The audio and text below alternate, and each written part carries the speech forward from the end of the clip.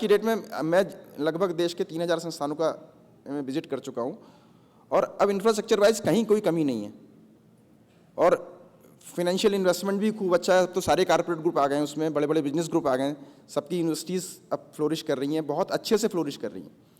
तो वो सिनेरियो बिल्कुल बदला हुआ है।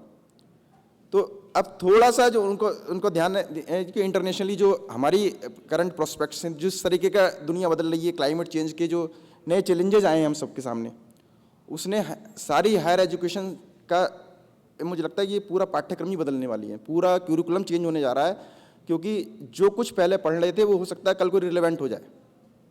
अब जिस जगह पर जो फसल होती थी वो फसल ही नहीं होने वाली, तो आप उसको कौन सी किताब में पढ़ाओगे उसको? तो हम जितना वेरिएबल, जितना डायनेमिज्म है हर फील्ड में, अब इंडस्ट्री हो चाहे तो उसकी डिमांड सप्लाई का गेम दूसरा चल रहा है, बिजनेस हो तो उसकी डिमांड सप्लाई चैन टूटी पड़ी है। तो वो मैनेजमेंट के स्टूडेंट्स के लिए एक नया चैलेंज है कि कैसे उस चीज़ को करें। अब अगर मार्केट में बहुत सारी चीज़ों की सप्लाई कम हो रही है, चाहे वो फूड प्रोडक्ट हो चाहे किसी तरह सामान हो, तो वो एक नई चैलेंज है मैनेजमेंट वालों के लिए। और अगर क्लाइमेट चेंज से टेम्परेचर जो बढ़ रहा है, जिस तरीके से हम देख रहे हैं रोज़ मौसम बदल रहा है, रोज़ बाढ़ बारिश आ रही है, तूफान आ रहे हैं, तो ऐसे के बीच में इंजीनियरिंग के लिए एक बहुत बड़ी अपॉर्चुनिटी है, बहुत बड़ी चैलेंज भी है कि कैसे इस चैलेंज को ओवरकम करें, कि कैसे हम इन न्यू नॉर्मल कंडीशंस में हम सर्वाइव कर सकें। क्योंकि आज की डेट में ह्यूमैनिटी को अपनी सर्वाइवल ही दांव पे लगी पड़ी है। हमें नहीं पता कि हम कितने साल जी पाएंगे। ये बहुत सारे इन्वायरमेंटलिस्ट कह रहे हैं कि ये लास्ट सेंचुरी है, इसके बाद पूरी दुनिया नष्ट हो जाएगी, इतनी तेज़ी से डिके चल रहा है।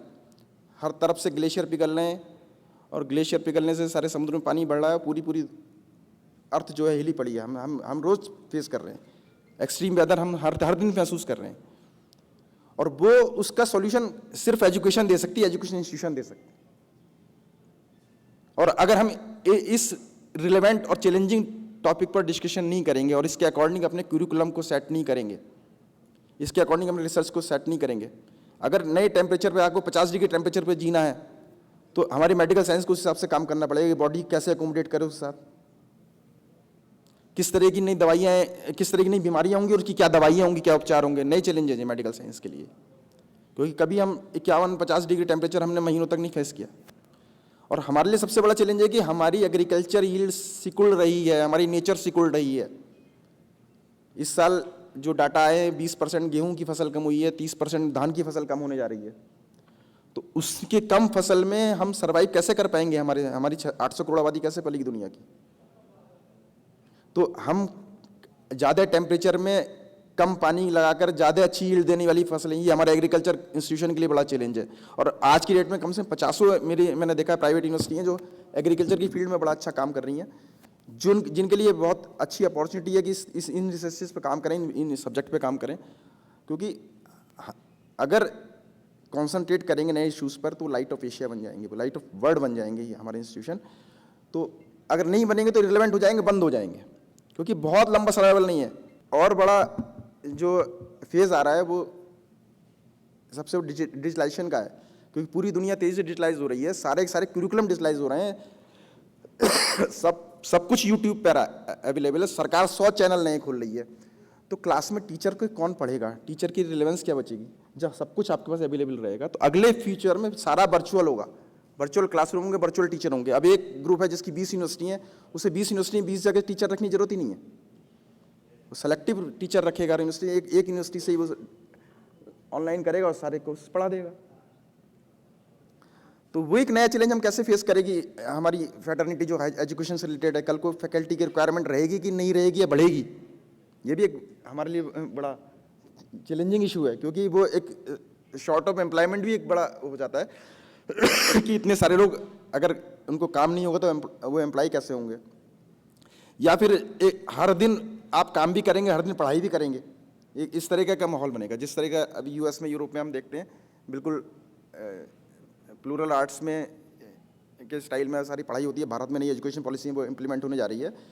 तो हम कुछ भी पुराना नॉर्मल जो अब कहीं नहीं है, वो अब न्यू नॉर्मल में हमें जीना है, न्यू नॉर्मल के साथ हमें अकोमोडेट करना है और जो भी चैलेंजेस हैं उनको ओवरकम करके अपनी सर्वाइवल को भी निश्चित बनाना है और अपनी लाइफ को भी हैप्पी बनाना है। क्योंकि हमारी खुशियाँ छिन गई हैं जब से कोविड आया और जब से क्लाइमेट चेंज आया है। हम मुस्कुराना भूल गए हैं, हम हंसना भूल गए हैं, हम अंदर से खुश होना भूल गए हैं। तो ये आज का जो हमारा जो मैं प्रश्न छोड़ के जा रहा हूँ वो यही है कि क्या हम ऐसा इन्वायरमेंट क्रिएट कर सकते हैं, क्या कि हम फिर से नॉर्मल लाइफ में आ सकते हैं, क्या फिर से हम धरती का टेम्परेचर नॉर्मल कर सकते हैं, क्या हम फिर से बिल्कुल इंडिया सेंट्रिक, भारत केंद्रित पूरी विश्व की शिक्षा व्यवस्था कर सकते हैं। क्योंकि भारत जो था, हमारी शिक्षा तंत्र थी, वो बिल्कुल नेचर सेंट्रिक थी और वो सस्टेन करती थी। और जब से हम जीवाश्म ईंधनों पर वेस्टर्नाइज मॉडल को अडॉप्ट किया, तब से हमने बहुत तेज़ी से बिखराव देखा। हमने अचीवमेंट बहुत लिए, लेकिन हम उतनी तेज़ी से डिस्ट्रक्शन में भी जा रहे हैं। 2035 के बाद शायद हम ढंग से सर्वाइव भी नहीं कर पाएँ। हमारे लिए बहुत मुश्किल होगा, इतना चैलेंजिंग होगा कि हम कितने हम सस्टेन कर पाते हैं, हमें नहीं पता। तो ये हमारे पास कुछ थोड़ा समय है, और ये हम सारे बड़े चिंतनशील और इंटेलेक्चुअल लोग हैं, एकेडमिक से जुड़े हुए लोग हैं। तो अगर हम आज के इस मंथन का, इस चिंतन का, इस कॉन्क्लेव का कुछ अच्छा क्रक्स और आउटपुट निकाल पाएँ, तो ये मुझे लगता है हमारी इस भारत की भूमि के लिए भी, इस ह्यूमैनिटी के लिए सबसे बड़ा उपहार होगा। धन्यवाद।